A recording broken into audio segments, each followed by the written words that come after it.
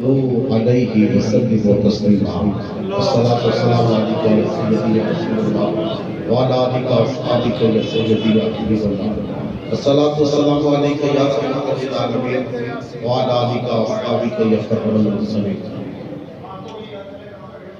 نہایتی عزت و بلیک بانیان محفل بالخصوص حضرت علامہ مفتی محمد شہزاد کامران القادری دامت برکاتہ العالیہ اور حضرت العلامہ مفتی محمد خلیل حنفی مرکزی ناظم منہاج القرآن علماء کونسل لاہور، جملہ علماء کرام جی احتشام و حاضرین مجلس، آج ہم حضرت سیدنا ابو بکر صدیق رضی اللہ تعالیٰ عنہ کی یاد میں ان کے وصال سے نسبت رکھنے والے مہینے میں تاجدار صداقت کانفرنس کے عنوان سے اس محفل پاک میں حاضر ہیں۔ بلا شک و شبہ حضرت سیدنا ابو بکر صدیق رضی اللہ عنہ وہ عظیم المرتبہ شخصیت ہے جنہوں نے پوری انسانیت کو کلمہ پڑھنا سکھایا۔ کو کم کر دیں، میں یہ عرض کرنا چاہتا ہوں، عام طور پہ آپ نے سنا ہوگا کہ نیکی میں جو پہل کرے من سن سنتا حسنتا فلہ اجرھا و اجر من عمل بہا، جس نے نیکی کی ابتدا کی قیامت تک اس پہ جو عمل کریں گے ان کو تو اجر ملے گا، لیکن وہ اجر اس کو بھی ملے گا جس نے پہل کی۔ تو جو فرما رہے ہیں نا، اس امت مصطفیٰ میں کلمہ پڑھنے کی پہل کس نے کی؟ یہ انفرادیت کے ساتھ میں عرض کرنا چاہتا ہوں، قیامت تک روئے زمین پر جو مسلمان ہوں گے ہر شخص کو کلمہ پڑھانا سکھایا ہے تو ابو بکر صدیق نے سکھایا ہے رضی اللہ تعالیٰ عنہ۔ اللہ رب العزت نے اس شخصیت کو حضور کے ساتھ جس نسبت سے نوازا ہے کائنات میں، یہ اپنا مقام آپ ہے۔ قرآن نے کہا ثانی اثنین، دو میں سے دوسرا۔ اب وہ دو کون ہے؟ پہلا کون ہے اور دوسرا کون ہے؟ کوئی شک و شبہ کی گنجائش نہیں، روئے زمین پر کوئی ایک فرد بھی اختلاف نہیں رکھتا۔ وہ دو غار میں کون تھے؟ ایک محمد رسول اللہ تھے صلی اللہ علیہ وسلم، ایک جناب سیدنا ابو بکر صدیق تھے۔ تو دو میں سے دوسرا، شخصیت اول، ہستی اول محمد رسول اللہ ہے اور ہستی ثانی جناب ابو بکر صدیق ہے۔ اذ یقول لصاحبہ لا تحزن ان اللہ معنا، جب پہلی حیثیت کی شخصیت دوسرے سے فرما رہے تھے لا تحزن، ابو بکر گھبراؤ نہیں، ان اللہ معنا، اللہ ہم سب کے ساتھ ہے۔ اب پہلی حیثیت کی شخصیت کون ہے؟ جناب محمد رسول اللہ صلی اللہ تعالی علیہ وآلہ آلہ واصحابہ وبارک وسلم۔ اور کس سے کہہ رہے ہیں؟ ابو بکر صدیق سے۔ اور صحیح بخاری میں یہ روایت تفصیل کے ساتھ آتی ہے کہ جب ابو بکر صدیق کریم آقا صلی اللہ علیہ وسلم کے ساتھ غار ثور میں تشریف فرما ہیں اور کفار مکہ نے اعلانات کروا رکھے ہیں کہ جو ان دونوں ساتھیوں کو زندہ یا زندگی کے بغیر پکڑ کے لائے گا ہم اسے کئی سو سرخ رنگ کے اونٹ تحفہ میں دیں گے۔ سارا کفر متلاشی ہے ان دو افراد طیبات کا، اور یہ دو نفوس طیبات غار ثور میں موجود ہے۔ ایک لمحہ نہیں، کوئی گھنٹے کی بات نہیں، کوئی رات کی بات نہیں، 3 دن کی بات ہے اور 3 راتوں کی بات ہے۔ گویا میں کہہ سکتا ہوں علماء کی موجودگی میں اس وقت اسلام روئے زمین پر محدود ہو کر ایک غار میں محدود تھا جسے غار ثور کہا جاتا ہے، اور دو ہی ہستیاں تھیں جن کی وجہ سے قیامت تک اسلام کو بقا ملنی تھی، اور رسول اللہ صلی اللہ علیہ وسلم کے ساتھ وہ دوسری ہستی جناب ابو بکر صدیق ہیں۔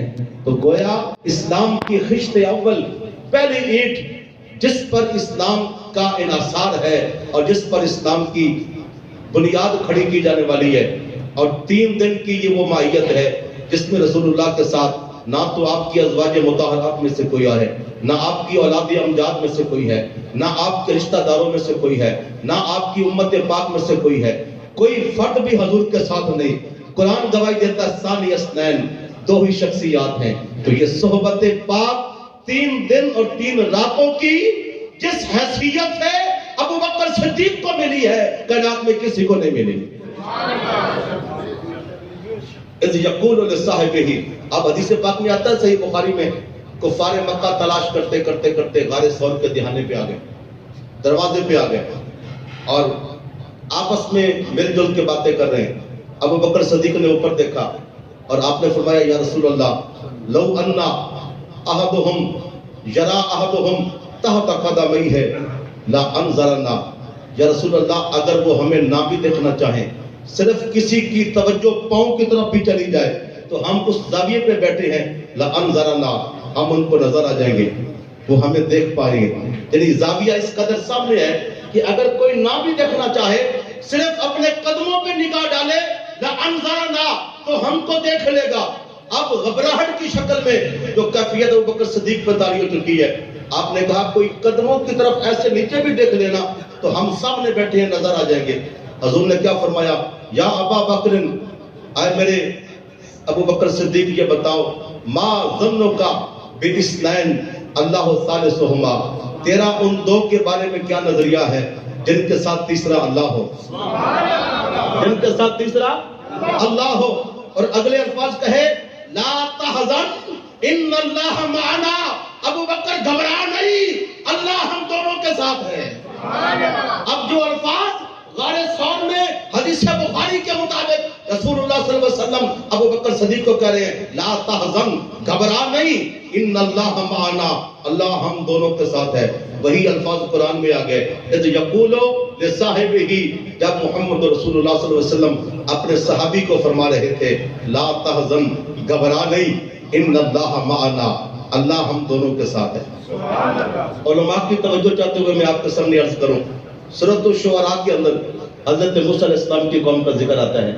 موسیٰ علیہ السلام کی قوم فرعونیوں سے بچ بچا کے رات کے وقت نکل پڑے، اور اسرائیلیات، روایات اسرائیل کے مطابق یہ درج ہے کہ موسیٰ علیہ السلام پر ایمان لانے والوں کی تعداد 6 لاکھ سے زیادہ تھی۔ اور اس زمانے میں اسرائیلی روایات بتاتی ہیں، حضرت مولانا مفتی نعیم الدین مراد آبادی رحمۃ اللہ علیہ نے بھی اس بات کو لکھا ہے کہ اس وقت حضرت موسیٰ علیہ السلام کی قوم 6 لاکھ تھی اور فرعون کی صرف فوج 7 لاکھ سے زیادہ تھی، اور راتوں رات نکلے۔ جب صبح کا وقت ہوا، مڑ کے پیچھے دیکھا تو کیا دیکھا؟ فرعونی پکڑنے کے لیے پہنچ چکے ہیں۔ اب 300 سال سے جن کی غلامی میں اسرائیلی رہ چکے تھے، ان کے ظلم و ستم سے واقف تھے، گھبرا گئے۔ اب قرآن فرماتا ہے قال اصحاب موسیٰ انا لمدرکون، سورۃ الشعراء، اے موسیٰ ہم تو پکڑے گئے۔ تو حضرت موسیٰ علیہ السلام نے کیا جواب دیا؟ فرمایا کہ گھبراؤ نہیں، انا معی ربی، کہا کلا، ہرگز نہیں، انا معی ربی سیہدین، میرے ساتھ میرا رب ہے، مجھے ہدایت عطا فرمائے گا۔ اب حالانکہ قرآن کے الفاظ ہے ترا الجمعان، جب دونوں گروہوں نے ایک دوسرے کو دیکھ لیا، موسیٰ علیہ السلام کی قوم نے فرعونیوں کو دیکھا، فرعونیوں نے موسیٰ علیہ السلام کی قوم کو دیکھ لیا، آمنا سامنا ہو گیا، تو گھبرا کر بولے ہم پکڑے گئے۔ اور موسیٰ فرماتے ہیں کہ گھبراؤ نہیں، اللہ میرے ساتھ ہے۔ انا معی یا ربی، علماء موجود ہیں، معی واحد متکلم کا صیغہ ہے، یہ نہیں فرمایا اللہ ہمارے ساتھ ہے، فرمایا اللہ میرے ساتھ ہے۔ معی واحد متکلم کا صیغہ بولا، اللہ میرے ساتھ ہے۔ ادھر رسول اللہ صلی اللہ علیہ وسلم کے ایک صحابی آپ کے ساتھ ہے، کیفیت وہی بن گئی، دشمن غار کے دہانے پہ آ گئے، اور رسول اللہ صلی اللہ علیہ وسلم کے صحابی ابو بکر صدیق گھبرا کر بولے کہ یا رسول اللہ وہ ان میں سے کوئی اپنے قدموں کی طرف بھی دیکھ لے، ہمیں دیکھ پائے گا۔ تو فرمایا گھبرا نہیں، اللہ ہم دونوں کے ساتھ ہے۔ تو پتہ چلا حضرت موسیٰ علیہ السلام کی قوم 6 لاکھ سے زیادہ تھی، مگر ان میں سے کوئی ایک بھی ابو بکر صدیق کے مقام پہ نہ تھا، بلکہ یوں کہہ سکتے ہیں سارے مل کر بھی ابو بکر صدیق کے مقام کو نہ پہنچے کہ جناب موسیٰ بھی فرما سکتے سکتے اللہ ہم سب کے ساتھ ہے، بلکہ ادھر ایک شخصیت ہے اور رسول اللہ نے یہ نہیں فرمایا اللہ میرے ساتھ ہے، بلکہ فرمایا معنا، اللہ ہم دونوں کے ساتھ ہے، جتنا میرے ساتھ ہے اتنا تیرے ساتھ ہے، اور جتنا تیرے ساتھ ہے اتنا میرے ساتھ ہے۔ پتہ چلا موسیٰ علیہ السلام کی ساری امت اکٹھی ہو کر بھی حضرت ابوبکر صدیق ایک شخص کا مقابلہ نہیں کر سکتی جس پر موسیٰ علیہ السلام کو فخر ہوتا اور وہ کہہ سکتے کہ اللہ ہم سب کے ساتھ ہے۔ یہ وہ الفاظ ہیں جو ہمیں بتا سکتے ہیں ابوبکر صدیق رضی اللہ عنہ کا مقام اس امت مصطفیٰ میں کیا ہے۔ اور حضرت عبداللہ بن مسعود رضی اللہ عنہ، آپ جانتے ہیں وہ عظیم المرتبت صحابی ہیں کہ جن کو فقیہ صحابہ میں اولی حیثیت حاصل ہے، اور حضرت عمر رضی اللہ عنہ اپنے دور میں فرمایا کرتے تھے کہ جب تک فہل هذه الامہ، جب تک اس امت کا علم کا سانڈ اس امت میں موجود ہے، مسئلہ پوچھنے کے لیے ان کے پاس جایا کرو، میرے پاس نہ آیا کرو۔ اور حضرت عبداللہ بن مسعود کی روایت دارمی شریف کے اندر موجود ہے، وہ کیا موجود ہے کہ قال نبی صلی اللہ علیہ وسلم، حضور نے ارشاد فرمایا کہ شکر حب ابی بکر و شکر واجب علی امتی، لوگوں سن لو ابو بکر صدیق سے محبت کرنا اور ان کا شکریہ ادا کرنا میری امت پر واجب ہے۔ محمد ہمارے، بڑی شان، محمد ہمارے، محمد ہمارے، صدیق اکبر ہمارے، صدیق اکبر ہمارے، بڑی شان۔ اور حدیث پاک ہے صحیح ابن حبان کے اندر اور ابن خزامہ کے اندر، اور البانی نے بھی اس حدیث پاک کو صحیح کہا ہے، اور حدیث پاک کے راوی جناب جابر ہیں رضی اللہ عنہ، اور فرماتے ہیں کہ قال النبی صلی اللہ علیہ وسلم، اللہ کے نبی نے ارشاد فرمایا کہ ما نفعنی مال قط ما نفعنی مال ابی بکر، لوگوں مجھے کسی مال نے بھی اتنا نفع نہیں پہنچایا جتنا نفع مجھے ابو بکر صدیق کے مال نے پہنچایا۔ فبکا ابو بکر، ابو بکر صدیق کھڑے ہو گئے اور رونے لگے، کہا یا رسول اللہ انا مالی و نفسی معک یا رسول اللہ، اے اللہ کے نبی یہ آپ کیا فرما رہے ہیں، میرا مال اور میری جان ہے بھی آپ کے پاس، جب ہے بھی آپ کے پاس تو میرا کون سا احسان ہے۔ آپ شدت سے رونے لگے، لیکن رسول خدا نے فرمایا قسم بخدا کسی کے مال نے مجھے اتنا نفع نہیں دیا جتنا نفع ابو بکر صدیق کے مال نے دیا ہے۔ اور کریم آقا صلی اللہ علیہ وسلم کے چچا جات حضرت عبداللہ بن عباس رضی اللہ عنہ حدیث پاک کے راوی ہیں انہما، اور حدیث پاک صحیح بخاری کے اندر موجود ہے۔ قال النبی صلی اللہ علیہ وسلم، کریم آقا صلی اللہ علیہ وسلم کا فرمان ذیشان حضرت عبداللہ بن عباس اس حیثیت سے بیان کرتی ہیں کہ خرج النبی فی مرضہ الذی توفی منہ، اللہ کے نبی اپنے حجرت سے باہر نکلے اس مرض میں جس مرض میں آپ کا انتقال ہوا، آپ کا وصال ہوا، اور فطلع علی المنبر، کریم آقا ممبر پہ بیٹھ گئے، اور پھر ارشاد فرمایا کہ لیس احد امن علی فی مالہ و نفسہ من ابی بکر، سرکار کی زندگی کا آخری خطبہ اور مشت نبی کا آخری خطاب جو سرکار نے دیا، فرمایا لوگوں سن لو بے شک میرے اوپر اپنے مال اور اپنی ذات کے ساتھ سب سے زیادہ احسان کرنے والا ابو بکر صدیق ہے۔ صحیح بخاری کے اندر کریم آقا صلی اللہ علیہ وسلم کی زندگی کا آخری خطبہ موجود ہے، آخری خطاب مسجد نبی کے اندر، مرض وصال کے اندر رسول خدا فرماتے امن علیہ فی مالہ و نفسہ ابو بکر، لوگوں سن لو بے شک میری ذات کے اوپر اپنے مال اور اپنی جان کے ساتھ سب سے زیادہ احسان فرمانے والے ابو بکر صدیق ہے۔ اور جامع ترمذی شریف کی حدیث پاک ہے، اور حدیث پاک کے راوی جناب سیدنا علی المرتضی شیر خدا ہیں رضی اللہ عنہ، فقال فرماتے ہیں قال النبی صلی اللہ تعالی علیہ وآلہ وسلم، کہا اللہ کے محبوب محمد رسول اللہ صلی اللہ علیہ وسلم نے ارشاد فرمایا، کیا ارشاد فرمایا؟ فرمایا رحم اللہ ابا بکر، ابو بکر پر اللہ تعالی رحم و کرم رکھے، ابو بکر پر اللہ تبارک و تعالی رحم و کرم رکھے۔ کس حیثیت سے؟ زوجنی ابنتہ، اس نے اپنی بیٹی میرے نکاح میں دی، وانفق مالہ، اور اپنا مال خرچ کیا، علی بلال، حضرت بلال کو خریدنے کے لیے میری غلامی میں دے دیا اپنا مال خرچ کر کے، اور فرمایا وحملنی فی الحجرہ، اور ہجرت کے اندر مجھے اپنے کاندھوں پر اٹھایا، مجھے اٹھایا، کاندھوں پر. بعض لوگوں نے اس کا ترجمہ کیا ہے کہ کریم آقا صلی اللہ علیہ وسلم کو سواری عطا کی. یہ سواری عطا کرنے کی بات نہیں ہو رہی, یہ بات ہو رہی ہے حملنی, مجھے اٹھایا. اور یہ سلاسی کا باب ہے, یہ مزید فی کا نہیں ہے. مزید فی کے باب کے اندر دینے کی بات اور متعدی کی بات آتی ہے, اور سلاسی کے اندر نہیں آتی. یعنی مجھے اٹھایا, اور جس کی تصدیق کئی اور احادیث میں یہ بات کے اندر ملتی ہے کہ جب غار ثور پر چڑھنے کی باری آئی تو کریم آقا صلی اللہ علیہ وسلم حضرت ابوبکر صدیق کے کاندھوں پر سوار ہو گئے, اور سوار ہو کر ابوبکر صدیق جب اس پہاڑی پر چڑھنے لگے تو قدموں کے بل نہیں گئے بلکہ گھٹنوں کے بل گئے, تاکہ قدموں کے نشان بھی کسی کو نہ مل سکے اور رسول خدا اللہ کی بارگاہ میں اللہ کے حکم سے محفوظ بن سکے. یہ قربانی اپنے مال کے ساتھ اور اپنی بیٹی کو حضور کے نکاح میں دینا اور حضرت بلال کو خرید کر دینا.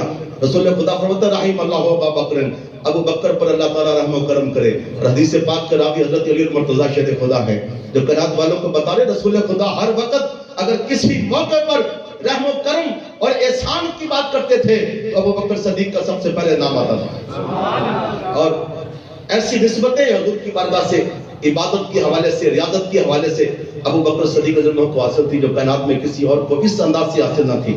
حضور کے سارے صحابہ خیر ہیں, اور سب صحابہ جو ہے وہ اللہ تبارک و تعالیٰ کی رحمت کے ستون ہیں, اور وہ آسمان ہدایت کے ستارے, اور جس کے قدموں پہ ہم اپنا ماتھا ٹیکیں ہم ہدایت کے سمندر میں گھس سکتے ہیں. لیکن بات یہ ہے کہ ہر صحابی کا اپنا مقام ہے. آج کیونکہ ابو بکر صدیق کی بات ہو رہی ہے تو ہم اپنے پاس سے کیا لفظ بولے, ہم رسول خدا کی بولیاں سناتے ہیں کہ سرکار نے خود اپنے صحابی کے بارے میں کیا کیا فرمایا.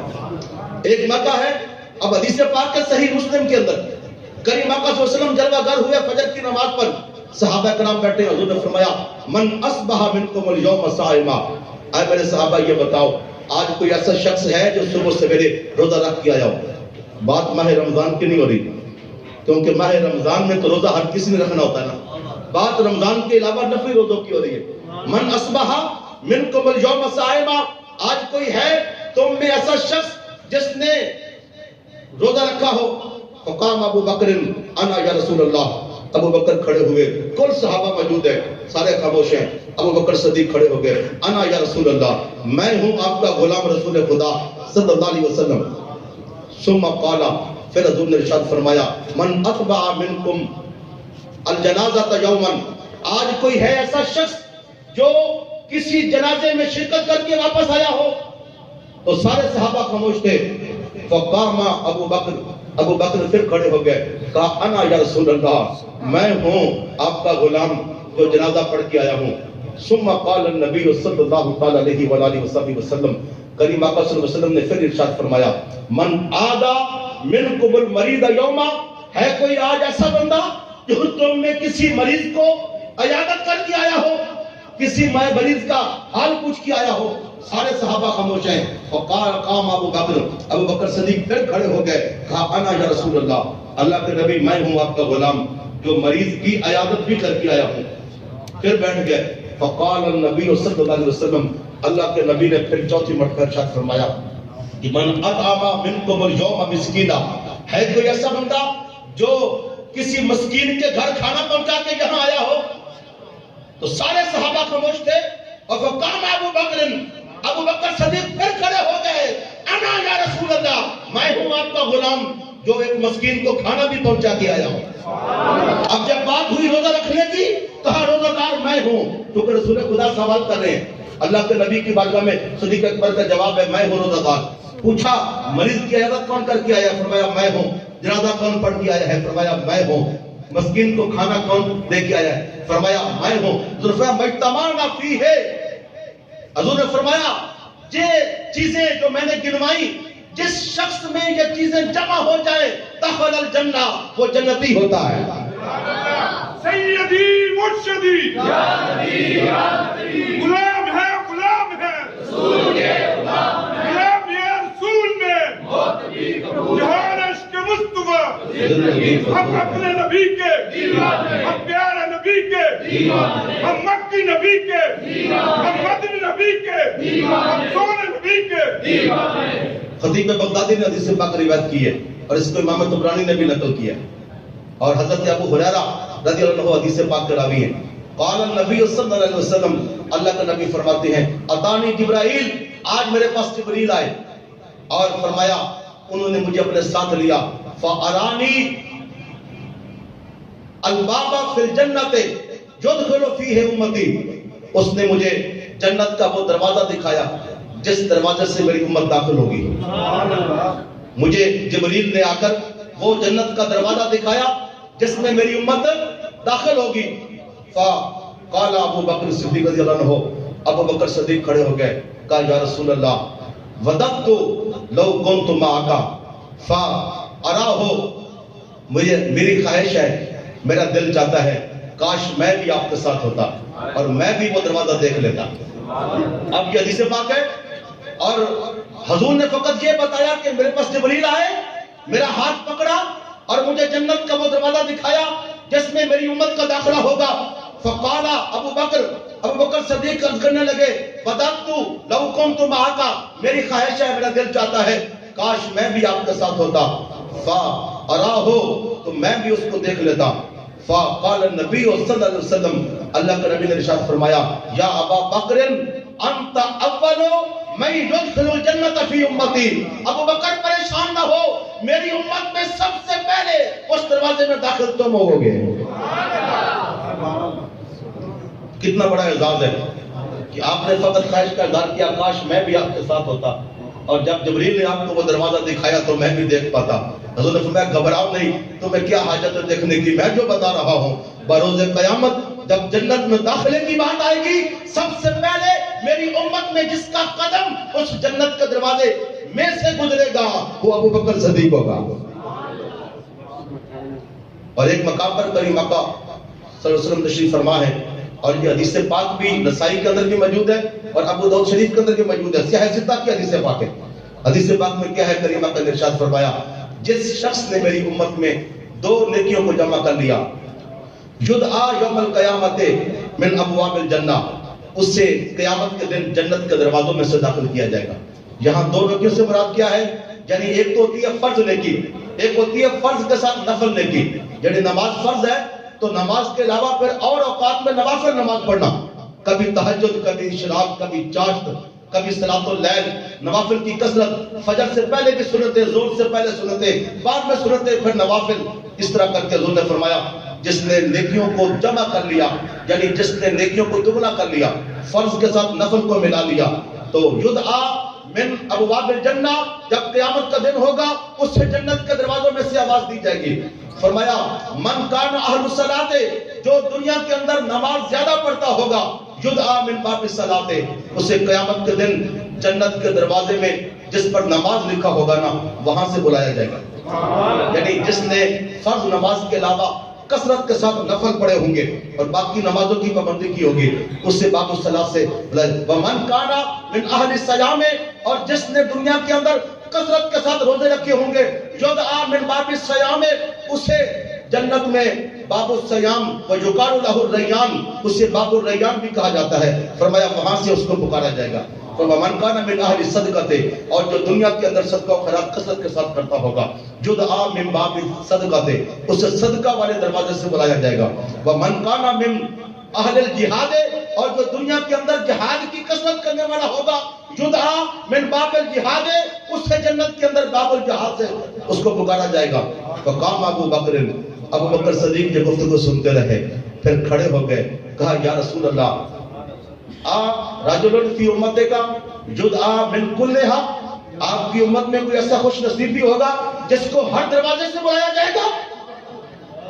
یعنی کہنے کا مقصد کیا ہے، یعنی جس کی زندگی ایسی ہوگی کہ اس کے اندر نماز کی بھی کثرت ہے، روزے کی بات کرو تو روزے کی کثرت ہے، رات کے قیام کی بات کرو تو قیام کی کثرت ہے، جب جہاد کی بات کرو تو جہاد کی کثرت ہے، جب صدقہ و خیرات کی بات کرو تو صدقہ و خیرات کی کثرت ہے۔ الغرض کائنات میں جس نیکی کا ذکر کرو اس کے لیے اس نیکی کی کثرت ہے۔ تو فرمایا کوئی ایسا شخص بھی ہوگا، فقال النبی صلی اللہ علیہ وسلم حنی لک ابا بکر ارجو انت فیہم، کا مبارک ہو ابو بکر تیرے لیے، تو ہی وہ شخص ہے جس کو جنت کے ہر دروازے سے آواز دی جائے گی۔ حیرت کی بات ہے، اور یہ حدیث پاک بھی صحیح مسلم کے اندر موجود ہے کہ جناب والا بروز قیامت अमाल की कसरत में देखिए, हालांकि जिसकी नमाज में कसरत होगी बाबु सलात से आवाज आ रही है, रोजे में कसरत होगी तो बाबु सयाम या बाबु रैयान से आवाज दी जा रही है, किसी को बाबु सदकात व बाबु सदका से आवाज दी जा रही है। अबू बकर सदीक की जिंदगी में नमाज की भी कसरत है, रोजे की भी कसरत है, सदका और खैरात की भी कसरत है। अलगर्ज जो कुछ भी है सारा का सारा रसूल खुदा सल्लल्लाहु अलैहि वसल्लम की बारगाह में कुर्बान कर चुके हैं, और जन्नत का हर दरवाजा पुकार पुकार कर अबू बकर सदीक की आवाज लगा रहा है। हज़रत जी वक़ार करीम आका मोहम्मद रसूलुल्लाह सल्लल्लाहु अलैहि वसल्लम ने मुझे ये बताइए, आज अगर कोई मस्जिद में जाकर एक सफ रख देना और वो घर जाकर सर उठा के चलता है कि मैंने मस्जिद में सफ रखी है, अगर कोई ज्यादा अल्लाह तौफीक दे दे वो मस्जिद के अंदर बाथरूम बनवा दे या पानी पीने के लिए कूलर रखवा दे, और ज्यादा अल्लाह तौफीक दे दे वो मस्जिद ही बनवा दे, तो वो समझता है मेरे पास जिंदगी का सबसे बड़ा खजाना है। और इसमें कोई शक भी नहीं है, क्योंकि कयामत तक जब लोग उसमें सजदा करेंगे तो सजदा करने वालों को अपनी नमाज का सवाब तो मिलेगा, लेकिन जिसकी खैरात है उसका सवाब खैरात करने वाले को भी मिलेगा, और जो सदका जारिया है जो कयामत तक मिलेगा। समझते हैं बाबा जान, कयामत तक हमारी इस इस्लाम के अंदर सबसे पहली ईंट में सदका और खैरात किसका शामिल है? अली मुर्तजा शेर खुदा रज़ियल्लाहु अन्हु रावी हैं कि जब हजरत अबू बकर सदीक ईमान लाए आपके पास 40,000 दिरहम थे, आपने रसूलुल्लाह की बारगाह में जमा करवा दिए और कहा कि ये इस्लाम के लिए खैरात है, आप इसको कबूल फरमाएं और इस्लाम के लिए खर्च करें। मैं कयामत तक फख्र से आप लोगों को ये बता सकता हूँ, आज हमारे पास माल है, दौलत है, इबादत है, रियाजत है, अजानें हैं, नमाजें हैं, रोजे हैं, जहाद है, जुर्रत है, बहादुरी है, शुजात है, दलेरी है, हर खूबी मौजूद है, लेकिन हमारे खून की एक एक रग में बुनियादी तौर पर जिसका सदका शामिल है वो अबू बकर सिद्दीक है।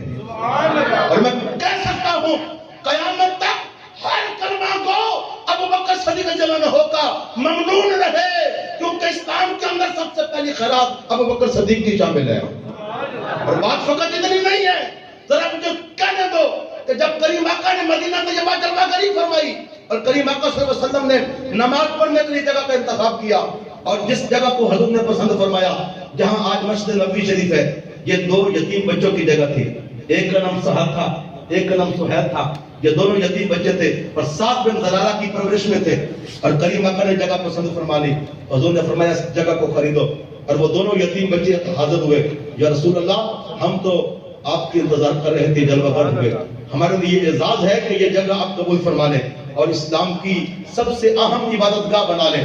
हुजूर ने फरमाया तुम यतीम हो, यतीमों से माल लेने की मेरे दीन में इजाजत नहीं है, इसकी कीमत अदा करेंगे। आपको पता है कि उसकी कीमत किसने अदा की? और 10 मिस्काल उसकी कीमत का तयन किया गया, वो कीमत अबू बकर सिद्दीक ने अदा की। और पता है वहां क्या लगा? कभी तवज्जो की, उस जगह पर मस्जिद नबवी बनी, उस जगह पर हुजूर के हुजरात बने, उस जगह पर असहाबे सुफ़ा के लिए सुफ़ा चबूतरा बना। अब सुफ़ा चबूतरा और हुजरात रसूल और मस्जिद नबवी, ये 3 चीजें वहां बनाई गई, और कयामत तक इस मस्जिद में एक नमाज के पढ़ने का सवाब 50,000 के बराबर है। सुनते हो कि ये पहली खैरात किसकी है? ये खैरात अबू बकर सिद्दीक की है। कयामत तक लोग सजदे करेंगे, सवाब तो लेंगे, मगर उसका सवाब अबू बकर सिद्दीक के खाते में भी जाएगा। और बात फकत इतनी नहीं है बाबा जान, जनाबे वाला वहां रियाजुल जन्नह भी है। आप जब उम्रे पे जाते हैं ना, बड़े बड़े कद काठ वाले, कलगियों वाले, मालो दौलत वाले, ओद मनसब वाले 2 नफल पढ़ने के लिए तरस रहे होते हैं। आपको पता है वो रियाजुल जन्नह कौन सी जगह है? जिसके बारे में रसूल खुदा ने फरमा दिया था, मा बैना बैती व मिंबरी रदतुम मिन रियादिल जन्नह, वो जगह जो मेरे घर और मेरे मिंबर के माबैन है, वो जन्नत के दरवाजों में से, जन्नत के बागों में से बाग है। वो जगह भी अबू बकर सिद्दीक की खरीदी हुई है। और बात फकत इतनी नहीं है, उलमा फरमाते हैं जनाबे वाला, मैं खुद जामिया नईमिया का मुस्लिम मुफ्ती रह चुका हूँ, कोई छड़ी बातें करने वाला शख्स नहीं हो कि आप सुन खतीबाना ज़ौक़ में बातें समझे और सुन के चले जाए। मैं बड़ी जिम्मेदारी से बात कर रहा हूँ। इस पर उलमा ने तबसरा किया है कि वो जन्नत ऐने जन्नत हो, तो सरकार ने फरमाया रौदतुम मिन रियादिल जन्नह, वो जन्नत के बागों में से बाग है, वो जन्नत का ऐन है या जन्नत नुमा है? और जो फरमाया हुजूर फियाज साहब किबला, वो जन्नत नुमा है या जन्नत ही है, यानी वो जन्नत की तरह है یہ جنت ہے. اب فرمایا حضور نے فرمایا روضۃ من ریاض الجنہ، جنت کے باغوں میں سے باغ ہے. رسول خدا نے اسے عین جنت قرار دیا، جنت کا حصہ ہے. جب اللہ نے روئے زمین بنائی تو جنت کا ٹکڑا یہاں رکھ دیا. کیوں رکھ دیا؟ کہ مصطفیٰ جان رحمت نے 5 وقت کی نماز میں گھر سے نکل کر منبر اور منبر سے نکل کر گھر تک جس سرزمین نے زیادہ کثرت کے ساتھ قدم مصطفیٰ کو چومنا تھا، اللہ نے اسے عین جنت کا ٹکڑا توڑ کے وہاں رکھ دیا. اور پتہ ہے اس عین جنت ٹکڑے کی قیمت کس نے ادا کی؟ ابو بکر صدیق نے ادا کی. اور آپ کو یہ بھی پتہ ہونا چاہیے کائنات کا سب سے اعلیٰ مقام کون سا ہے؟ یہاں تک کہ محدثین نے لکھا ہے کہ عرش خدا سے بھی اعلیٰ وہ جگہ ہے جہاں حضور کا روضہ ہے. کیونکہ عرش خدا میں رب رہتا نہیں ہے، وہ رب کی کرسی سے مراد اللہ تبارک و تعالیٰ کا دارالحکومت ہے. اللہ چونکہ وجود سے پاک ہے، اللہ وہاں رہتا نہیں ہے. لیکن یہ جو گنبد خضرا کا ٹکڑا ہے سرزمین کا، یہاں حضور رہتے ہیں. تو محدثین نے لکھا یہ پوری کائنات میں سب سے اعلیٰ ہے، کیونکہ سرزمین نے وجود مصطفیٰ کو چوم رکھا ہے، اور چومنے کی برکت سے کائنات کی سب سے اعلیٰ جگہ ہے. ہاں سمجھیے، بروز قیامت تک اور قیامت کے بعد تک جو جگہ قیامت تک سب سے اعلیٰ افضل ہے اور قیامت کے بعد بھی افضل ہے، یہ جگہ بھی اسی سرزمین کا حصہ ہے جسے ابو بکر صدیق نے خریدا ہے.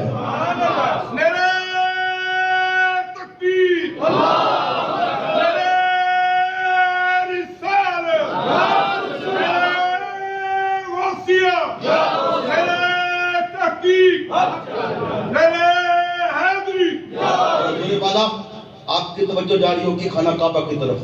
تو آپ کو معلوم ہونا چاہیے خانہ کعبہ کی جگہ کسی نے دی نہیں تھی. جب آدم علیہ السلام زمین پر جلوہ گر ہوئے تو فرشتوں کو حکم دیا کہ آدم کے ساتھ مل کے خانہ کعبہ بناؤ. یہ کسی کی دی ہوئی جگہ نہیں ہے کائنات میں کہ کسی نے گفٹ کی ہو تو وہاں خانہ کعبہ بن گیا. تو وہ جگہ کسی کی گفٹڈ نہیں ہے، کسی کی ڈونیٹڈ نہیں ہے، کسی کی دی ہوئی نہیں ہے. لیکن کائنات کی سب سے بڑی عبادت گاہ خانہ کعبہ تو کسی کی دی ہوئی نہیں ہے. اور اس سے بڑی کائنات میں سب سے اعلیٰ عبادت گاہ مسجد نبوی ہے، وہ ابو بکر کی دی ہوئی ہے، وہ ابو بکر صدیق کی خریدی ہوئی ہے. اس سے سمجھ لیجئے قیامت تک مسجد نبوی میں کائنات کی سب سے اعلیٰ عبادت گاہ، جس میں ریاض الجنہ بھی ہے، جس میں روضہ رسول بھی ہے، جس میں حجرات رسول بھی ہیں، جس میں صفہ اصحاب صفہ کے لیے پڑھنے کا ایک ابتدائی جو ایک مرکز ہے تعلیم کا، اس میں وہ بھی ہے. یہ ابو بکر صدیق کا دیا ہوا مال ہے. ایسے بھی فرمایا کرتے تھے رسول اللہ کہ میں قیامت تک ہر کسی کا احسان چکا سکتا ہوں، نہیں چکا سکتا تو ابو بکر کا نہیں چکا سکتا. اور حدیث پاک میں نے فرمایا کہ ما اطیب مالک ابا بکر، ابو بکر صدیق تیرا مال کتنا پاکیزہ ہے. فرمایا وَوَافَيْتَنِي بِنَفْسِكَ وَمَالِكَ، تو نے ہر وقت ہر لمحہ اپنی ذات اور اپنی جان کے ساتھ اور اپنے مال کے ساتھ میرے ساتھ وفا کی. فرمایا تیرا مال کائنات کا سب سے پاکیزہ مال ہے.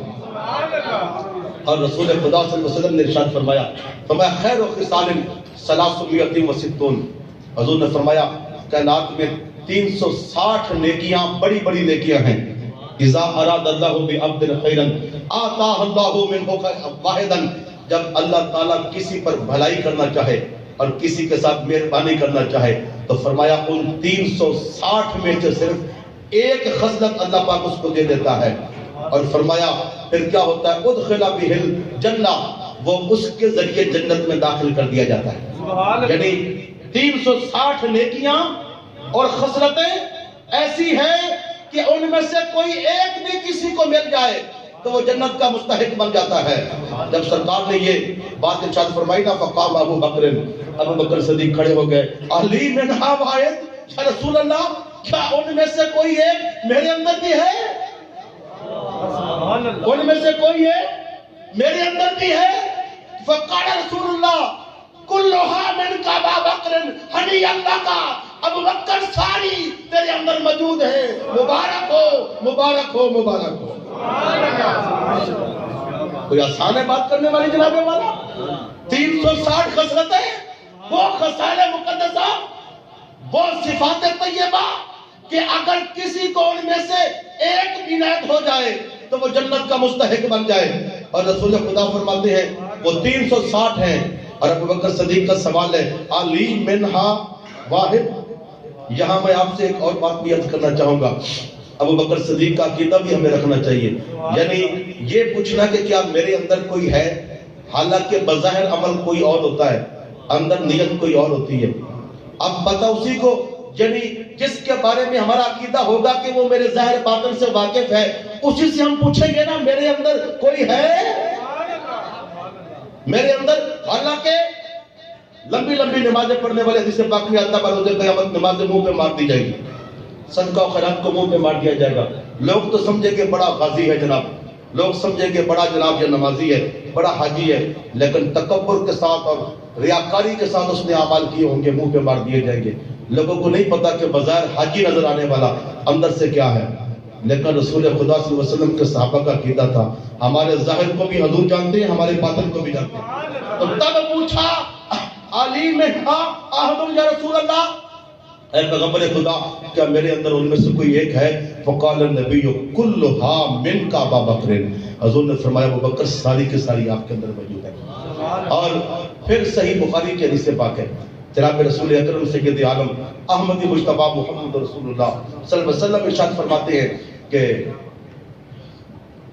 حضور نے آرڈر کیا، فرمایا جتنی کھڑکیاں مسجد نبوی شریف کے اندر کھلتی ہیں وہ ساری کی ساری بند کر دی جائیں، الا خوقت ابی بکر، مگر ابو بکر کی کھڑکی بند نہ کی جائے. یعنی سرکار نے اپنی زندگی میں، کیونکہ مسجد نبوی کا علاقہ وسیع تھا اس زمانے میں، آس پاس جتنے بھی گھر تھے سب نے مسجد نبی کی طرف دروازے رکھے ہوئے تھے اور وہ کھڑکیوں سے گزر کے مسجد میں آتے تھے. حضور نے فرمایا ساری کھڑکیاں بند کر دو، اگر کسی کو کھڑکی کھلی رکھنے کی اجازت ہے تو روئے زمین پر فقط ابو بکر ہے. تو مسجد نبی میں رسول خدا کے دور میں 2 دروازے کھلتے تھے، ایک دروازہ رسول اللہ کا تھا اور دوسرا ابو بکر صدیق کا تھا. یعنی اس قدر اہمیت اور اس قدر پہچان جو شرافت میں، دیانتداری میں، ایمانداری میں، اسلام کے ساتھ محبت میں، اسلام کے اوپر مال کے خرچ کرنے میں جو نسبتیں اللہ رب العزت نے ابو بکر صدیق کو دی ہیں وہ کائنات میں کسی اور کو نہیں دی. دیکھیے نا یہ ٹخنے اوپر کرنے کا وقت آتا ہے اور ہمارے لیے حکم ہے کہ جب نماز کا وقت ہو جو ہر وقت ٹخنے ننگا رکھیں. تو کریم آقا صلی اللہ علیہ وسلم نے ارشاد فرمایا کہ ہر وہ شخص جس نے تکبر کے ساتھ اپنے ٹخنوں کو چھپائے رکھا یا اپنے کپڑے کو لٹکائے رکھا، فرمایا لا ينظر اللہ یوم القیامت، اللہ تبارک و تعالیٰ قیامت کے دن اسے دیکھنا بھی پسند نہیں کرے گا. اب صحیح بخاری کی روایت ہے فقام ابو بکر صدیق، ابو بکر صدیق کھڑے ہو گئے، کہا یا رسول اللہ عرض یہ ہے کہ میرا یہ پلو میرے قابو میں نہیں رہتا اور بسا اوقات یہ چھوٹ جاتا ہے اور چھوٹ کے لٹک جاتا ہے. فرمایا جب میں خاص پکڑ کے رکھوں تو قابو میں ہوتا ہے ورنہ قابو میں نہیں ہوتا. حضور نے فرمایا لست من الخیلاء، قیامت تک یہ حکم ابو بکر صدیق کے لیے نہیں ہے. ابو بکر کا پلو چاہے لٹک کے زمین پہ گھسٹ بھی جائے ان کے لیے معافی ہے، باقی میرے تمام امتیوں کے لیے معافی نہیں ہے. ہر شخص جو تکبر کے ساتھ پلو کو لٹکائے گا اللہ قیامت کے دن رحمت کی نگاہ سے نہیں دیکھے گا. لیکن ابو بکر صدیق کے اندر چونکہ تکبر نہیں ہے، میں رخصت دیتا ہوں، ان کی کوئی پکڑ نہیں ہوگی. سبحان اللہ. یہ کریم آقا صلی اللہ علیہ وسلم کی بارگاہ میں آپ کو. اور پھر دیکھیے حدیث پاک میں جامع ترمذی اور ابو داؤد اور نسائی شریف کے اندر حدیث پاک موجود ہے. حضرت عمر بن خطاب حدیث پاک کے راوی ہیں کہ امرنا نبی صلی اللہ علیہ وسلم بالصدقہ، کریم آقا صلی اللہ علیہ وسلم نے ہمیں صدقے کا حکم دیا کہ خیرات کرو اور صدقہ کرو. تو فرمایا ہم سب نے اپنا مال دینا شروع کر دیا اور فرماتے فوافقا، کچھ ایسا اتفاق اس وقت ہوا کہ جتنا مال اس دن میرے گھر میں پڑا ہوا تھا نا، میں سمجھتا تھا کہ اتنا مال کسی اور کے پاس نہیں ہے. تو فرماتے ہیں کہ میں دوڑ پڑا اور فقلت الیوم اسبق ابا بکر، اور میں نے سوچا کہ آج میں ابو بکر صدیق سے سبقت لے جاؤں. یعنی صحابہ کو ہر وقت ایسے موقع کی تلاش رہتی تھی جو موقع ان کو ملے اور وہ رسول خدا صلی اللہ علیہ وسلم کے اس عظیم صحابی ابو بکر صدیق سے آگے نکل سکے. تو یہ ایک تڑپ رہتی تھی، وہ حسد نہیں تھا، یہ رشک تھا کہ جو نسبت ان کو حضور کو ان سے حاصل ہے وہ کسی حضور سے ان کو حاصل ہے، وہ کسی اور کو اس انداز سے حاصل نہیں ہے. تو آج ہم اس سے سبقت لے جائیں. آپ فرماتے ہیں فَأَخَذْتُ نِصْفًا مِنْهَا، میں نے اپنے مال کا آدھا حصہ پکڑا، یعنی 2 حصوں میں تقسیم کیا اور آدھا لا کر کٹھڑیاں باندھ کے حضور کی بارگاہ میں پیش کر دی. سرکار خوش ہوئے اور فرمایا ما بقیت لأہلک یا عمر اپنے گھر والوں کے لیے کچھ چھوڑا ہے؟ فقلت نصفہ یا رسول اللہ، میں نے کہا اللہ کے رسول 2 حصے کیے اور آدھا حصہ میں نے گھر کے لیے رکھ دیا اور آدھا میں آپ کے پاس لے کے آ گیا. آپ فرماتے ہیں اب میں اپنے دل میں خیال لے کے بیٹھ گیا الیوم اسبق ابا بکر، آج تو مجھے موقع ملے ہی ملے کہ ابو بکر صدیق سے میں سبقت لے جاؤں. لیکن یہاں ڈاکٹر اقبال نے اپنے انداز سے گفتگو کی ہے. اب جامع ترمذی کی حدیث پاک ہے، نسائی میں بھی ہے، ابو داؤد شریف کے اندر بھی ہے، سیاہ ستہ کے اندر حدیث پاک کئی دفعہ آئی ہے. لیکن حضرت ڈاکٹر محمد اقبال اپنے انداز میں کہتے ہیں اتنے میں وہ رفیق نبوت بھی آ گیا. جب یہ انتظار میں بیٹھے ہیں نا الیوم اسبق ابا بکر، آج ابو بکر صدیق سے میں سبقت لے جاؤں گا، تو کہا اتنے میں وہ رفیق نبوت بھی آ گیا جس سے بنائے عشق و محبت ہے استوار. یعنی عشق اور محبت کی بنیاد جس ہستی نے فراہم کی ہے نا وہ آ گیا. اور لفظ کیا بولا؟ رفیق نبوت، نبوت کا ساتھی. حالانکہ آپ کو پتہ ہے رسول اللہ صلی اللہ علیہ وسلم امام الانبیاء ہے، خاتم النبیین ہے، حبیب کبریا ہے. آپ کی نبوت کا ساتھی کون ہو سکتا ہے؟ یعنی نبوت میں تو کوئی شریک نہیں ہے. یہ جملہ اگر میں بولتا یا آپ بولتے تو نہ جانے فتووں کی بچھاڑ لگ جاتی. لیکن ڈاکٹر اقبال عقیدت میں غوطہ زن ہو کے کہتا ہے اتنے میں وہ رفیق نبوت بھی آ گیا. نبوت کا ساتھی جس نے حضور کے اعلان نبوت سے لے کر حضور کے وصال تک ایک لمحہ حضور کا ساتھ نہیں چھوڑا، نہ غار میں نہ مزار میں. اب وہ ہستی آ گئی تو کہا جس سے بنائے عشق و محبت ہے استوار. اب حضرت عمر کیا لائے تھے؟ مال کے 2 حصے کر کے آدھا حصہ. لیکن ڈاکٹر اقبال کہتے ہیں لے آیا اپنے ساتھ وہ مرد وفا سرشت، لے آیا اپنے ساتھ وہ مرد وفا سرشت، ہر چیز جس کا چشم جہاں میں ہو اعتبار. پھر جو کچھ گھر میں ملا جھاڑو دے کر ایک دن کا بھی گھر میں نہیں چھوڑا، اور جھاڑو دے کر جو کچھ ملا سارا کا سارا اٹھا کے گٹھی باندھی اور چھوٹی سی گٹھی اٹھا کر ابو بکر صدیق اپنے سر پر رکھ کے حضور کی بارگاہ میں آ گئے. تو کہا ہر شے جس کا چشمے جہاں میں ہو اعتبار. اگلی بات سنیے، بولے حضور چاہیے فکر عیال بھی. بولے حضور چاہیے، یعنی جب حضور نے پوچھا ماں بقیت لأہلک ابا بکر، ابو بکر صدیق گھر کے لیے کیا چھوڑا ہے؟ تو اب کہا کچھ نہیں چھوڑا. اب کیا ہوا؟ حضور فرماتے ہیں بولے حضور چاہیے فکر عیال بھی. عیال اہل و عیال، فکر عیال بھی. کہنے لگا وہ عشق و محبت کا پاسدار، کہنے لگا وہ عشق و محبت کا پاسدار. آئے کہ تجھ سے ماہو انجم فروغ گیر، تیری ذات ہے ویسے تکوین روزگار. اقبال کی زبان سے ماہ کہتے ہیں چاند کو، ماہ کہتے ہیں چاند کو، انجم کہتے ہیں ستارے کو، اور فروغ گیر کہتے ہیں روشنی پکڑنا. یعنی اقبال کہتے ہیں ابو بکر صدیق کے جواب کا اقبال کی زبان میں خلاصہ یہ تھا یا رسول اللہ آپ تو میرے گھر والوں کی بات کرتے ہو، میرا تو عقیدہ ہے اگر چاند نکلتا ہے یا ستارے روشنی بھی ملتی ہے تو تیرے قدموں کے ذروں سے. دیدہ کہتے ہیں روشن کو. آئے کہ تجھ سے دیدہ مہو انجم فروغ گیر، تیری ذات ہے باعث تکوین روزگار. تیری ذات ہے باعث تکوین روزگار. یعنی کائنات میں جس کو بھی روزگار مل رہا ہے یا رسول اللہ میرا عقیدہ ہے وہ تیری ذات سے مل رہا ہے. اب حضور نے پوچھا کہ گھر میں کیا چھوڑا ہے؟ تو کہا یا رسول اللہ میں نے اپنے گھر والوں کے لیے اللہ و رسول ہو، اللہ اور اس کے رسول کا نام چھوڑا ہے. اب ڈاکٹر اقبال اس میں اپنا ترجمہ کرتے ہیں، کہتے ہیں کہ کہنے لگا وہ عشق و محبت کا رازدار، اے کہ تجھ سے دیدہ ماہ انجم فروغ گیر، تیری ذات ہے ویسے تکوین روزگار. آگے فرماتے ہیں پروانے کو چراغ بلبل کو پھول بس. پروانے کی زندگی ختم ہوتی ہے چراغ کے آگے، اس کی زندگی کی معراج ہی چراغ ہے. جب چراغ پہ آیا گھومتا گھومتا اپنی زندگی سے ہاتھ دھو بیٹھا. اور بلبل کی سب سے محبوب جگہ کو ہے وہ پھول ہے. جب پھول کے سامنے آتا ہے تو اپنی زندگی کی میراث سمجھ لیتا ہے. تو کہا پروانے کو چراغ بلبل کو پھول بس صدیق کے لیے ہے خدا کا رسول بس. صدیق کے لیے ہے خدا کا رسول بس. کا اللہ و رسولہ میں نے فقط اللہ اور اس کے رسول صلی اللہ علیہ وسلم کا نام چھوڑا ہے.